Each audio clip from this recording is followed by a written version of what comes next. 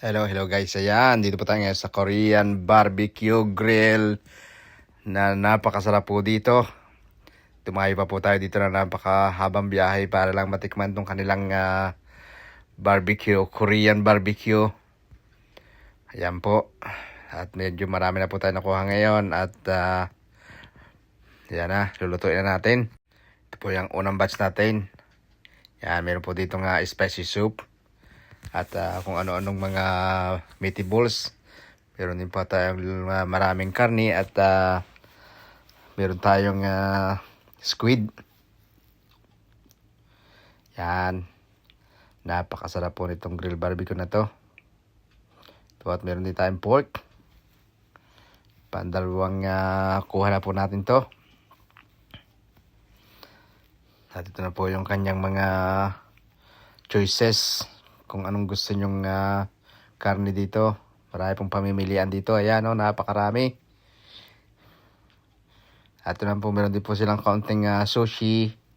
Na kung ano-anong seafood sushi. Yan. Ito po yung kanilang loob. Napakaganda. Bali 1 year pa lang po ito. At ito po yung kanilang bonsai sa loob. Siyempre, video din po tayo sa kanilang mga bulaklak. Napakagandang bulaklak. Ayan. Napakaganda. At siyempre, tapos na po tayong kumain. At gala-gala mo tayo sa labas. Para matunawan ng kaunti. Ayan, medyo gabi-gabi na po. Kaya medyo maganda na ang view. Ito po ay sa malapit sa tabing dagat. Marami po dito mga kainan.